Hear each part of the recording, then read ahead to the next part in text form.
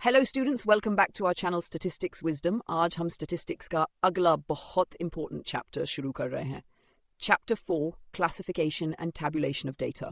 सबसे पहले ये बात समझ लीजिए, स्टैटिस्टिक्स में जब डेटा कलेक्ट होता है तो वो आमतौर पर बहुत ज़्यादा होता है, बिखरा हुआ होता है और सीधे समझ में नहीं आता। ऐसे डेटा को हम कहते हैं रो डेटा। अब सवाल उठता है, रो डेटा का करेंगे क्या? यहीं से शुरू होता है हमारा चैप्टर। क्लासिफिकेशन एंड टैबुलेशन, इनका काम है रो डेटा को सिस्टमैटिक तरीके से ऑर्गेनाइज करना। अगर डेटा सही से प्रेजेंट नहीं किया गया तो चाहे डेटा कितना भी सही क्यों न हो, वो कोई यूजफुल इंफॉर्मेशन नहीं देगा। Meaning and need of data presentation. अब समझते हैं डेटा प्रेजेंटेशन का मतलब क्या है। डेटा प्रेजेंटेशन का मतलब है कलेक्टेड डेटा को सिस्टमैटिक और लॉजिकल फॉर्म में अरेंज करना। सिस्टमैटिक मतलब एक प्रॉपर ऑर्डर में, लॉजिकल मतलब जिसे देखकर सेंस बने। जब डेटा सही से प्रेजेंट होता है, पैटर्न्स साफ दिखते हैं, ट्रेंड्स समझ में आते हैं, कंपैरिजन आसान हो जाता है। अब जरूरत क्यों पड़ती है डेटा प्रेजेंटेशन की? क्योंकि रॉ डेटा बल्की होता है, कंफ्यूजिंग होता है और टाइम कंज्यूमिंग होता है। प्रॉपर प्रेजेंटेशन समय बचाता है, कॉम्प्लेक्सिटी कम करता है और करेक्ट कंक्लूजन निकालने में मदद करता है। क्लासिफिकेशन ऑफ डेटा, आंकड़ों का वर्गीकरण। अब आते हैं क्लासिफिकेशन पर। क्लासिफिकेशन का मतलब है डेटा को कॉमन कैरेक्टरिस्टिक्स के आधार पर ग्रुप करना। कॉमन कैरेक्टरिस्टिक्स मतलब जिस चीज में सिमिलैरिटी हो। क्लासिफिकेशन से लार्ज डेटा छोटे ग्रुप्स में बदल जाता है, कंपैरिजन आसान हो जाता है, एनालिसिस पॉसिबल हो जाता है। यही क्लासिफिकेशन आगे चलकर फ्रीक्वेंसी डिस्ट्रीब्यूशन, टैबुलेशन का बेस बनती है। क्वालिटेटिव क्लासिफिकेशन, गुणात्मक वर्गीकरण। बात करते हैं क्वालिटेटिव क्लासिफिकेशन होती है क्वालिटीज या एट्रीब्यूट्स के आधार पर। एट्रीब्यूट्स मतलब ऐसी कैरेक्टरिस्टिक्स जिन्हें नंबर्स मेजर नहीं किया जा सकता। एग्जाम्पल्स लिंग, साक्षरता, धर्म, वैवाहिक स्थिति, व्यवसाय का प्रकार। यहाँ डेटा को इस आधार पर ग्रुप किया जाता है कि कोई क्वालिटी प्रेजेंट है या एब्सेंट। जैसे साक्षर, निरक्षर, विवाहित, अविवाहित। क्वांटिटेटिव क्लासिफिकेशन, मात्रात्मक वर्गीकरण। अब आते हैं क्वांटिटेटिव क्लासिफिकेशन पर। यह क्लासिफिकेशन होती है न्यूमेरिकल कैरेक्टरिस्टिक्स के आधार पर, यानी जो चीज नंबर्स में मेजर की जा सके। एग्जाम्पल्स ऊंचाई, वजन, आय, उम्र, प्राप्त। यहाँ डेटा को क्लासेस या न्यूमेरिकल ग्रुप्स में डिवाइड किया जाता है। क्वांट मैथमेटिकल एनालिसिस के लिए बहुत इंपॉर्टेंट होती है। Chronological classification. अब समझते हैं क्रोनोलॉजिकल क्लासिफिकेशन। क्रोनोलॉजिकल का मतलब होता है टाइम के अनुसार। यहाँ डेटा को अरेंज किया जाता है ईयर्स, मंथ्स, डेज ऑर्डर में, असेंडिंग या डिसेंडिंग। एग्जाम्पल्स अलग अलग वर्षों की पॉपुलेशन, एनुअल प्रोडक्शन डेटा। इस क्लासिफिकेशन से हमें टाइम ट्रेंड समझ में आता है।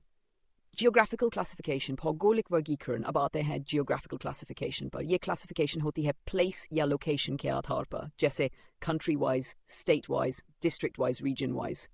एग्जाम्पल्स अलग अलग राज्यों की साक्षरता दर, विभिन्न क्षेत्रों की रेनफॉल। इससे रीजनल कंपैरिजन आसान हो जाता है। Frequency distribution. अब एक बहुत important concept, frequency distribution. Frequency distribution का मतलब है डेटा को इस तरह अरेंज करना कि हर वैल्यू या क्लास कितनी बार अकर हुई ये साफ दिखे। इससे रॉ डेटा कॉम्पैक्ट बन जाता है, इजी टू अंडरस्टैंड हो जाता है। ग्राफ्स और डायग्राम्स बनाने के लिए फ्रीक्वेंसी डिस्ट्रीब्यूशन बहुत ज़रूरी है। Types of frequency distribution. Frequency distribution दो टाइप्स की होती है, 1 डिस्क्रीट, 2 कंटिन्यूअस। अब दोनों को अलग अलग समझते हैं। Discrete frequency distribution. Discrete frequency distribution में डेटा वैल्यूज डिस्टिंक्ट और सेपरेट होती है, कोई क्लास इंटरवल नहीं होता। एग्जाम्पल्स 10 मार्क्स, 20 मार्क्स, 30 मार्क्स, हर वैल्यू को अलग अलग किया जाता है। यह तब यूज होती है जब डेटा सिर्फ स्पेसिफिक वैल्यूज लेता है। Continuous frequency distribution.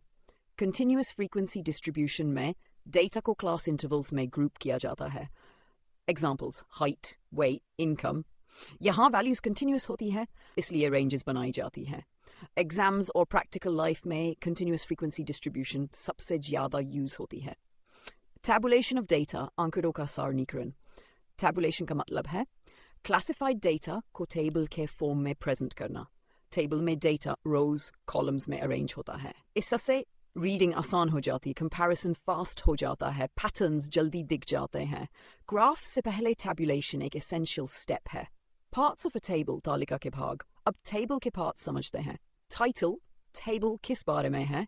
Head note, unit या extra information, captions, column headings, stubs, row headings, body, actual data, footnote, explanation. अगर जरूरत हो, source data कहाँ से आया है, हर part का अपना role होता है.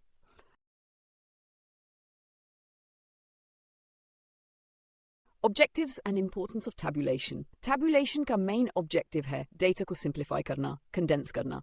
Tabulation से comparison आसान होता है, समय बचता है, errors detect किए जा सकते हैं, analysis strong बनता है. Research, government reports, business analysis, हर जगह tabulation use होती है. Chapter conclusion. तो students इस chapter में हमने सीखा कि raw data को कैसे organize किया जाता है, classification क्यों जरूरी है, frequency distribution क्या है, tabulation कैसे data को powerful बनाती है. याद रखिए, raw data तब तक useful नहीं होता वो properly classified और tabulated ना हो.